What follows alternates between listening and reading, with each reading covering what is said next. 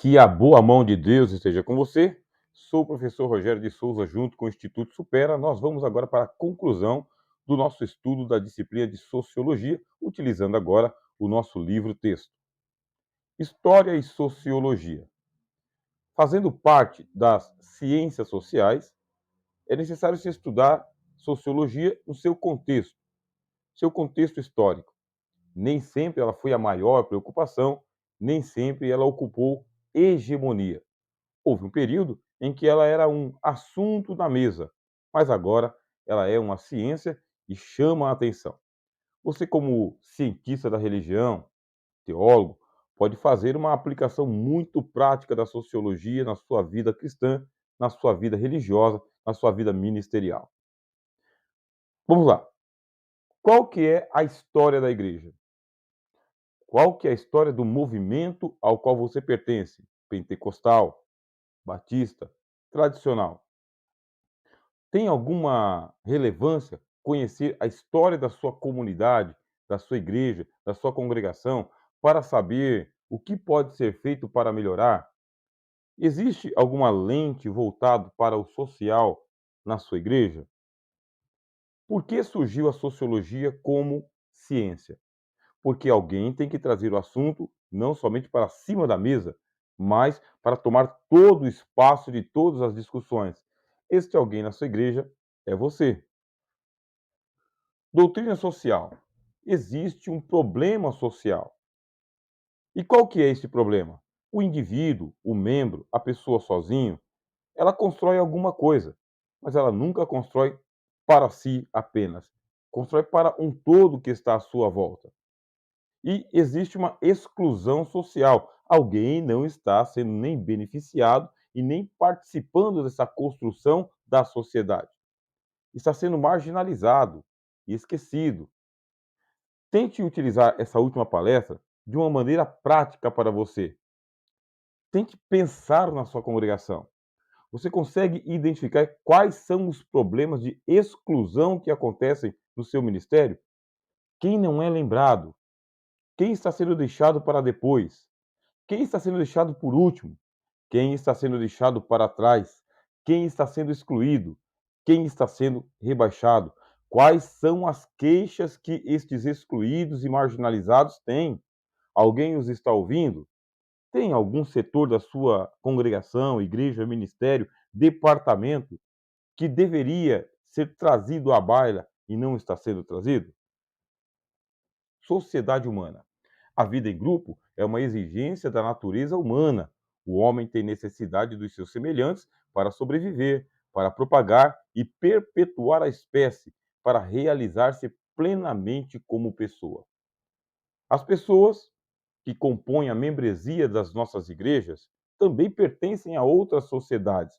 São pais, mães, estudantes, professores, profissionais liberais, desempregados, livre iniciativa, pessoas que falam a nossa língua, pessoas que vieram de outros países, poderiam estar em outra sociedade, em outra denominação, em outra igreja, em outra religião, mas estão na tua igreja, na sua denominação, no seu ministério, dentro do seu departamento. E elas querem socializar, não por força nem por violência, como dizem as Escrituras, mas pelo Espírito. Ora, se estas pessoas começarem a ser estigmatizadas pertinho de você, isto é, marcadas como gado, um apelido, um jeito de ser, um estranhamento, elas vão continuar na sua igreja? Vão continuar sendo lideradas por você, ou orientadas, ou influenciadas por você? Ora, a gente costumava dizer lá nos anos 80, né, quando tinham poucas igrejas para as pessoas escolherem, que a doutrina era a regra e quem não seguisse essa doutrina ia diretamente para o inferno. E muitas pessoas, não tendo opção, ficavam. Isso já não é mais a realidade do século XXI. Você tem que se importar com a realidade do século XXI ou não? A palavra de Deus não muda. Nós sabemos que a palavra de Deus não muda, mas as sociedades mudam, a igreja também e os costumes também. Qual que é a sociedade de irmãos e irmãs, jovens, crianças, velhos, que compõem a tua comunidade? identifique essas pessoas, conheça elas, faça um trabalho de integração. Sociologia e ideologia. Sendo a ideologia considerada como o conjunto de ideias e opiniões de uma sociedade, as relações possíveis entre a ideologia e a sociologia seriam as ideias e conceitos pertencentes a determinada classe social, refletindo assim as condições de vida vigorante numa sociedade. A filosofia, a arte, o direito, a política, etc, etc. A ideologia, por sua vez, também atua sobre a realidade social, modificando-a num processo de reciprocidade, refletindo, em última análise, as condições de vida material e a estrutura econômica vigorante numa sociedade, etc, etc. Você vê que existe aqui bastante coisa a se dizer sobre o assunto. Ponto A. A ideologia ela tem um lado positivo, porque ela é um conjunto de ideias que carece de militância, carece de defesa, carece de esclarecimento. A ideologia, por si só, não existe. Ela é pensada. Qual que é o ponto B da ideologia? É ela se tornar alienante. Isto é, as pessoas que são militantes de uma ideologia vivem por ela. Ah, mas só existe ideologia lá fora. Não, nas nossas igrejas existe também a ideologia do banco do lado direito, do banco do lado esquerdo, a ideologia da divisão de classes, a casta sacerdotal, ministerial, a membresia, divisão entre grupos ali, tem que ser dessa maneira, não pode ser de outra maneira. E muitas vezes a ideologia ela vai servindo como doutrinadora e instrumento de dominação. Aí está você para identificar dentro da tua denominação, igreja, ministério, congregação, religião, está aí para você identificar o que é que deveria ser apenas usual, comum, cotidiano, sem se transformar em instrumento de dominação e acabou se transformando. Vou dar um exemplo. Os fariseus, eles tinham as doutrinas dos batismos. Nessas doutrinas do batismo, eles deveriam lavar os copos, lavar os braços, lavar os utensílios. Isto era usual, comum e ordinário. Mas aí transformou-se em doutrina de salvação. Quem não lavar o copo está perdido. Quem comer sem lavar as mãos está em pecado. Doutrina de dominação. Vem o nosso Senhor Jesus, pega esta ideologia farisaica e diz: isto é fermento, isto é hipocrisia. Vocês lavam por fora, mas o interior vocês está inatingível. Por isso, nós, enquanto cientistas da religião, da nossa religião, estudantes neste momento dessa disciplina de sociologia, devemos ter esse olhar crítico também. As ideias são boas, devem ser defendidas, mas não até a morte. Ora, nós somos chamados à defesa do Evangelho de Cristo, que é muito transcendente a qualquer tipo de ideologização de ideologia. Relação social. Comportamento social se refere ao indivíduo enquanto organismo biológico, e a relação social refere-se ao indivíduo no aspecto de seus comportamentos diante da sociedade, considerando as interações que ocorrem na vida em social. Enquanto igreja, nós chamamos as pessoas à comunhão, a comunhão de uns para com os outros. Se existe um pecado que é denunciado pelos profetas, pelo Senhor e pelos apóstolos, é justamente o pecado da exclusão social, que a Bíblia chama de acepção de pessoas. As pessoas precisam se relacionar, não forçosamente, não artificialmente. Isso deve ser incentivado. Alguém que está sendo excluído, alguém que está sendo esquecido, alguém que está sendo protelado, esta pessoa, ela está sofrendo com acepção e essa acepção tem que ser corrigida. Cultura é a vida social de um povo, a herança social que o indivíduo adquire de seu grupo. A aquisição é a perpetuação da cultura dominante lida através do processo social, resultante da aprendizagem. Vamos lá. A tua igreja tem uma cultura, a tua denominação tem uma cultura, você tem uma cultura. E essa sua cultura não nasceu com você, foi adquirida, foi aprendida e deve ser transmitida também, enquanto também, se for nociva alguma coisa, tem que ser corrigida. O importante é de que tudo o que nós vamos fazer, você lembra da palavra de Deus? Quer comais, quer bebais, fazei tudo para a glória de Deus. Muito bem, tudo quanto nós fizermos é para promover a comunhão da igreja, a comunhão dos santos, a comunhão entre os homens. Mesmo aqueles que não são cristãos, que participam da nossa igreja, que são simpatizantes, aderentes, agregados ou congregados, mesmo estes precisam ser lembrados por nós também nas relações sociais, desde a hora da recepção, a hora que aceita Jesus, o que não aceita Jesus, numa visita, num pós-visita, tudo deve ser pensado. Teólogo, preste atenção. Estudante de teologia, preste atenção. Não apenas tenha um diploma na parede. Faça valer. Faça valer pensando as pessoas no mundo em que elas estão vivendo. Nós chamamos isso de mundos viventes. Coloca ela para fora. Grupos secundários. As diferenças existentes entre os grupos são características pela predominância dos contatos, sendo que nos grupos primários são predominantemente os contatos pessoais, diretos, em que há relacionamento direto face a face. Nos grupos secundários, predominam os contatos secundários, são os grupos sociais mais complexos, como as igrejas, o Estado, o contato social, nesse caso, realizam-se de maneira pessoal e direta, mas sem intimidade. Trazendo aqui em termos práticos. Nesse momento, a minha preocupação da administração da aula é justamente isso, de que você consiga filtrar do papel, da palestra, para o chão de loja, para o seu dia a dia. Veja só, estamos falando com você aqui, neste exato momento, sobre os grupos secundários. Existem pessoas, ou vamos lá, as relações primárias na igreja. Um todo. As pessoas são recebidas, são batizadas, elas recebem o ensinamento, são dizimistas. Esta é a relação primária de cada um de nós. Conhecemos uns aos outros pelo nome, as famílias são conhecidas, ouvimos seus testemunhos, sabemos o nome do pregador, são relações primárias. Mas existem aquelas relações secundárias ou com segundas intenções. Geralmente a gente pensa de segundas intenções como sendo algo ruim. Não, não, nem tudo assim é ruim. Segundas intenções significa que nem todas as pessoas vão manter essa proximidade com a igreja, vão manter essa intimidade com a igreja. Ainda assim, elas devem ser tratadas também. A igreja, na sua missão de espalhar o evangelho, eu não estou falando do evangelho social, é o evangelho.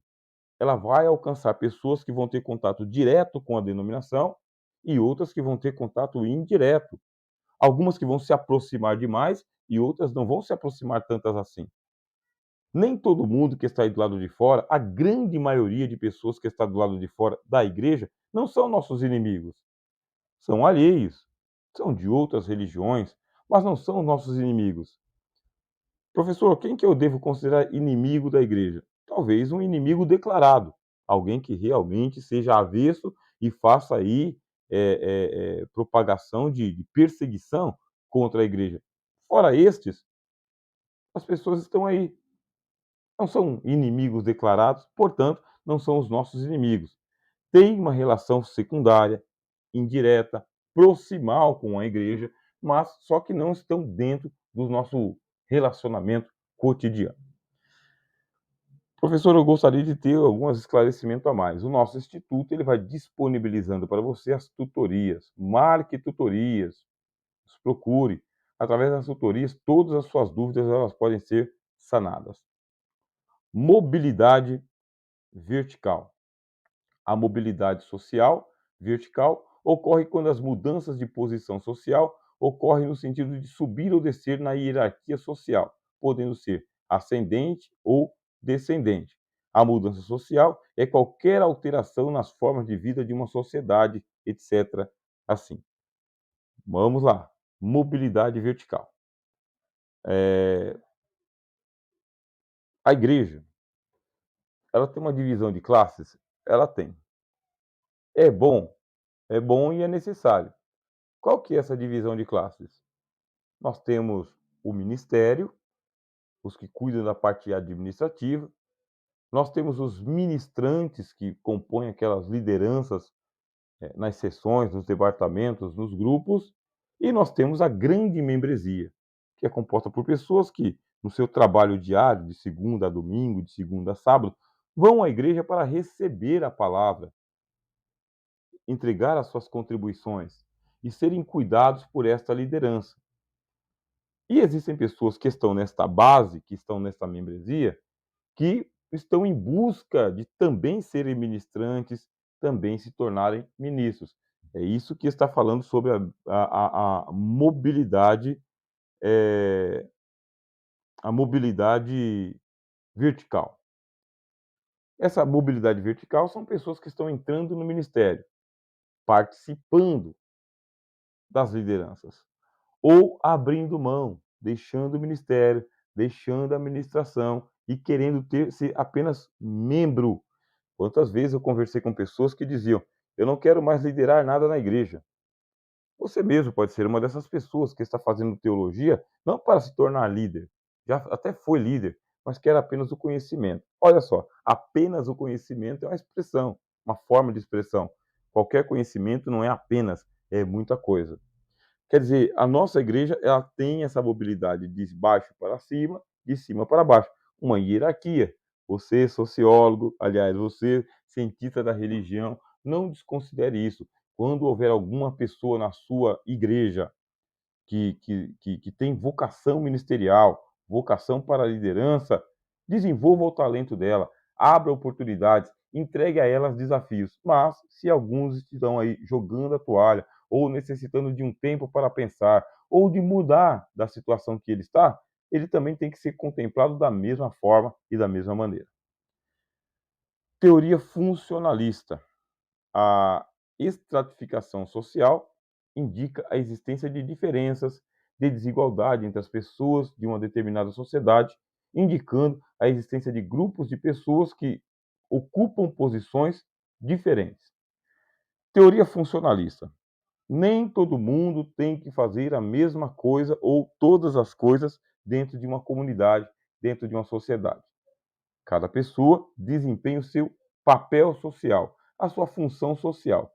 Nas palavras de Cristo, diz assim: cada um de vós fique na vocação em que foi chamado.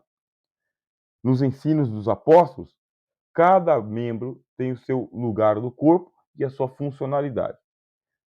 Ora, eu me sinto como que fazendo assim uma palestra para pessoas que estão voltadas para a liderança. Considere que o membro mais simples da igreja, ele é tão importante quanto aquele que é mais ostensivo. O membro mais esquecido da comunidade é tão importante quanto aquele que está em evidência. E de igual forma, sabe que acontece o contrário também? Muitas vezes, e eu sou testemunha disso, alguns dos nossos irmãos ganham eminência na igreja, preponderância, hegemonia, e desperta ciúmes, inveja, ondas de perseguição, e começam a ser maculados, perseguidos, estigmatizados, evitados.